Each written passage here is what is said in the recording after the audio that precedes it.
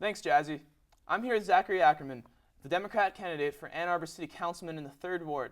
Running unopposed, if he wins in November, he will be the youngest councilman in Ann Arbor in over 23 years.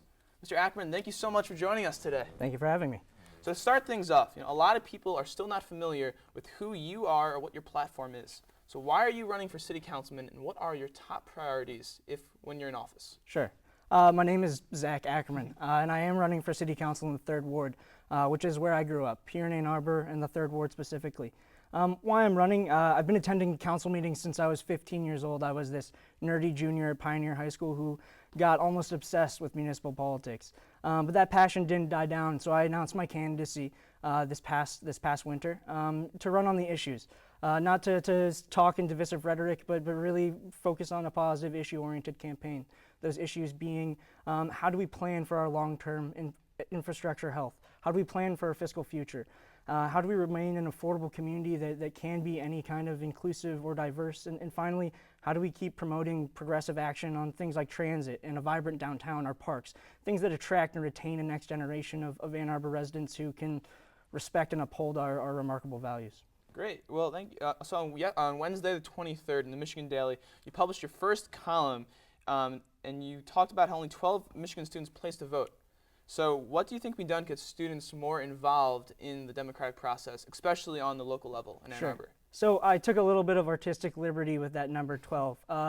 Well, 12 may have voted, 32 total voted in the precinct that is relevant to the student area, but it's also populated by other property-owning residents. So no, student turnout is very low in these August elections. Was it 12? I don't know. Educated guess.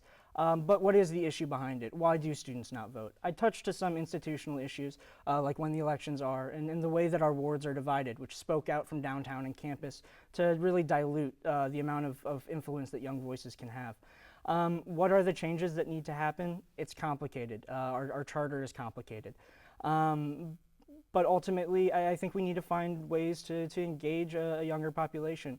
What are the issues of local government? Aren't always the sexiest, but they are very relevant. They're how do we create an exciting downtown that can be affordable? How do we make sure that we're fixing our potholes?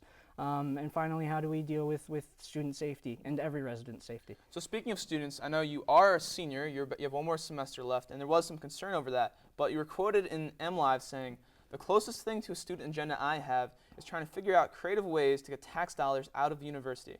So what are some specific ways the relationship with the university can be improved to further benefit the community of Ann Arbor? Sure. So give some historical context to the viewers and maybe you.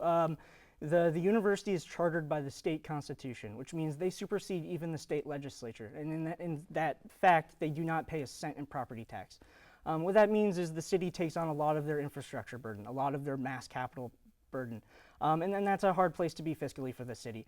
And while the university is a huge economic powerhouse in the city, and we are grateful for them, I think the relationship can be better. And one specific proposal that I have is maybe partnering on street lamps in the neighborhoods immediately adjacent to campus. The university can promote student safety, and the city would save about $300,000 a year per neighborhood. And I know another one of your key issues too was affordable housing. So now, what will you do to ensure that the city can expand the supply of affordable housing? And I think equally important, how do you ensure that landlords hold up to their end of responsibility for keeping houses up to code and safe to live in? Sure. So that's a really loaded question. There's a lot in there. Let me tackle it one piece at a time.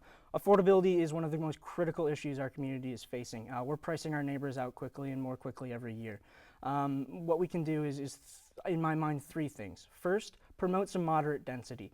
Right now, we're the 3rd hottest real estate market in the nation, and what that means is we have this huge demand for housing, but not the supply to match it. Economics 101 says if we increase the supply through density, we'll be able to match the demand, and the price will saturate and level off.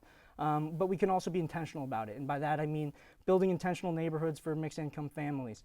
Those are people like teachers, those are people like firefighters, those are people in the service industry who are working 2 jobs. These are the people we're pricing out, and that's a scary thing. Then finally, which might be more relevant to students, is finding a way to incentivize landlords to invest in energy efficient appliances and water efficient appliances. In that way, we'd be able to bring down the recurring costs through utility bills for renters.